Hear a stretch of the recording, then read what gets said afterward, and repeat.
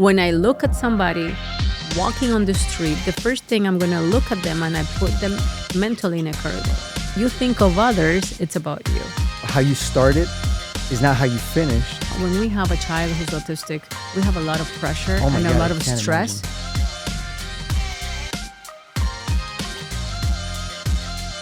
Our brain, it's wired to look at an image and create or attach it to a concept. Wow. When you go in the street, it's not because you discriminate. It's based on the experience that you lived and the way the community is. When I look at somebody walking on the street, the first thing I'm going to look at them and I put them mentally in a category. It's science. Do you think that's right or wrong, or it's just? I'm not saying that it's right or wrong. It It's just that happens it's naturally. a filter that you're Yeah. born with it. Like if you go, for example, in you were born in Argentina, and you see somebody in a corner sitting down drinking a mate, it's gonna trigger a memory of you, Right. And that's gonna put a person. You're gonna say that's an Argentinian person, Yeah. and then you're gonna put them in a level because he's in a corner. He might be middle class or somebody who works this or that. That's amazing. Whatever perception that you might have. Yeah. So it doesn't speak about the person itself. It speaks about you. Yeah. If I see a girl that is at 11 o'clock at night in the middle of, a specific road here in Miami, in a road, I can say she's looking for a client. Wow. Yeah. Or, somebody will pass by and say maybe she's lost or her car broke down. Right. Or some other people are going to say she's a student that just came out It's of one just of the the schools. perception. It's so the image, remember, it's a reflection. Yeah. What you think of others, it's about you. Wow. But then also, I can play with your So- feelings so- to make you do something Wow. based on an image.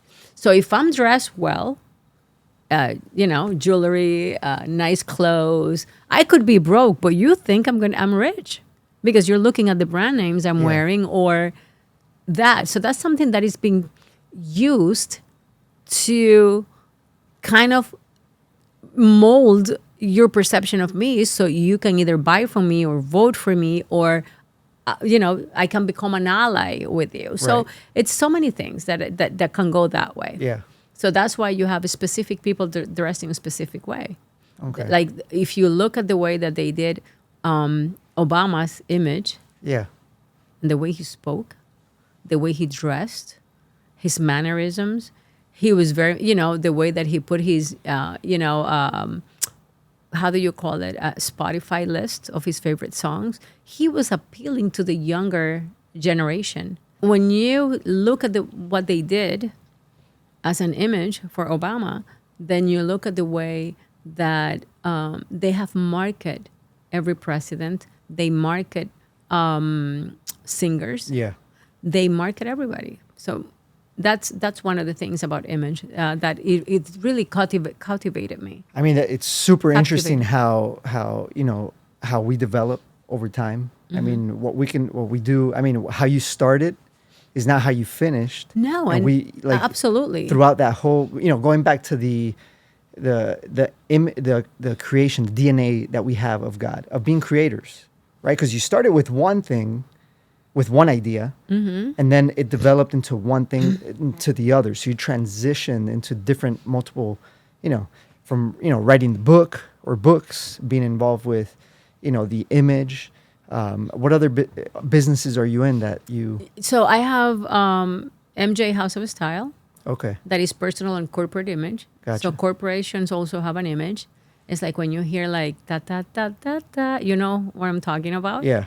Oh, when yeah. you hear that shh, when you open a can, it's Coca-Cola. So that there is an attachment to it. So I'm the head of communications of an international company. Okay. That attaches their name to other brands. So you have an image that you need to take care of. Okay. And then for other people, I create that image in the corporate. You have an idea of a business, and I help you, create from ground your communication, your values, your brand DNA.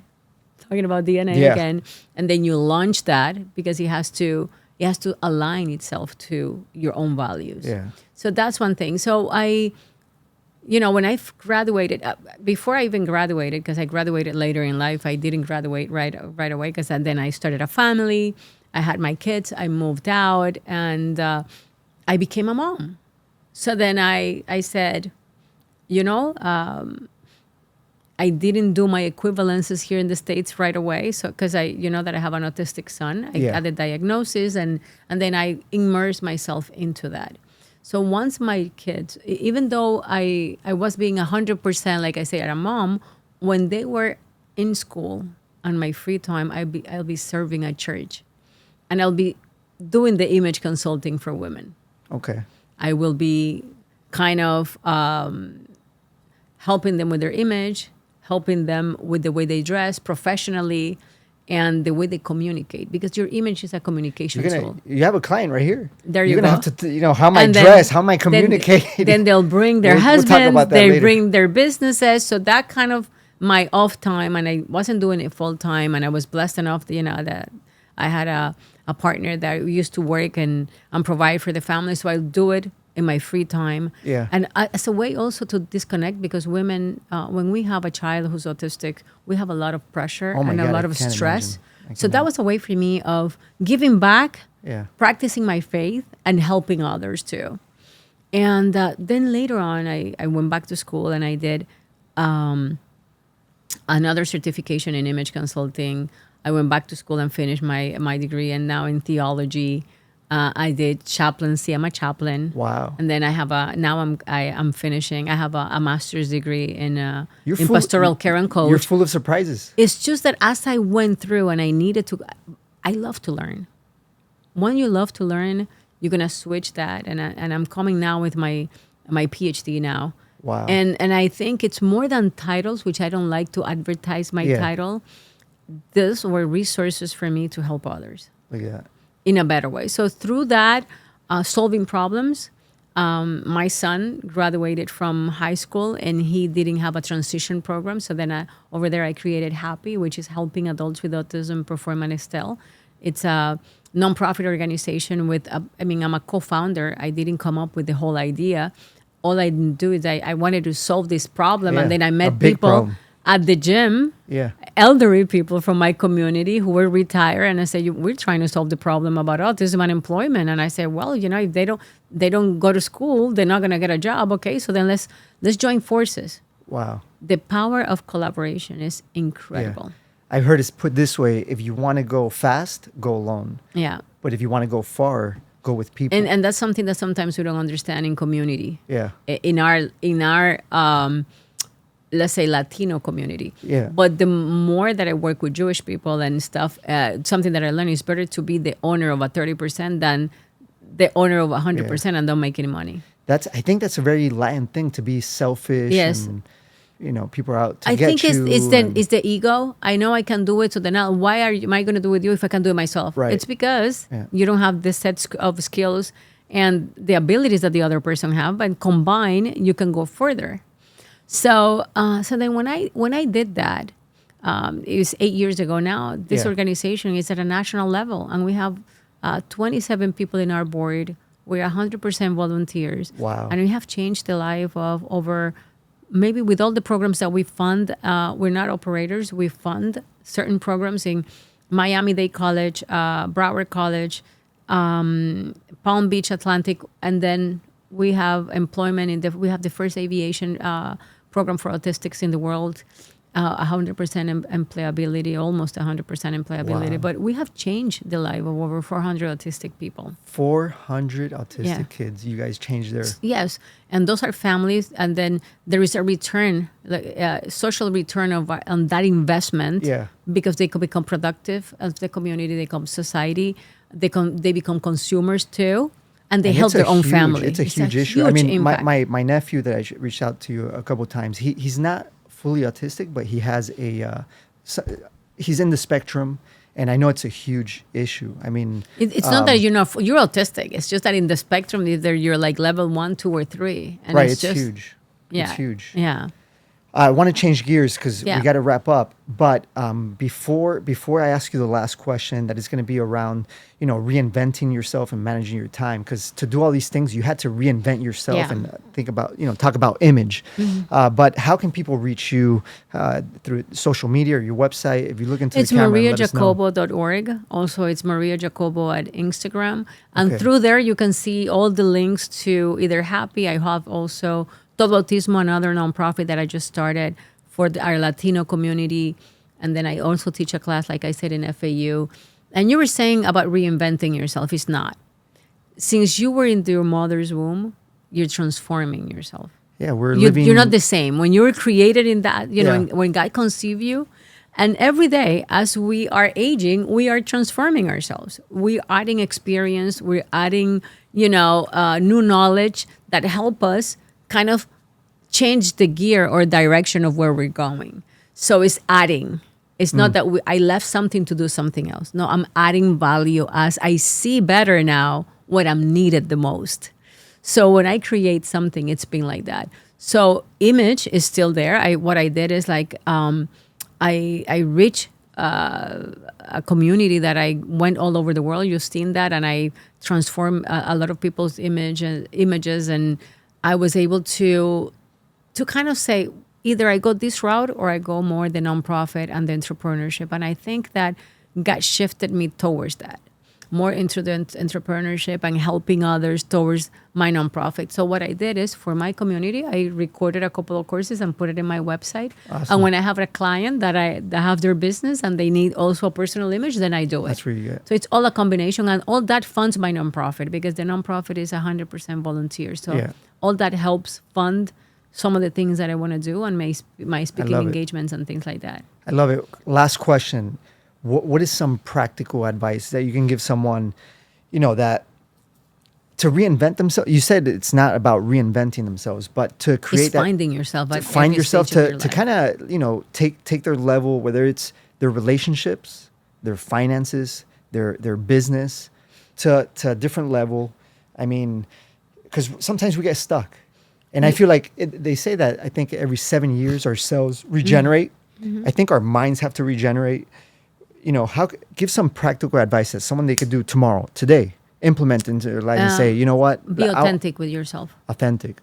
How? Be honest with you. Where I'm at. Is The first thing, this truly who I am? Am I really going where I want to go? What is my why? Why am I doing what I'm doing? Starts with the why. I mean, Simon Sinek said it so well. And for me, some people are doing what they're doing because either they want to make money, they want to please their parents, they have like this expectation that I need to be at this level to kind of be someone in society.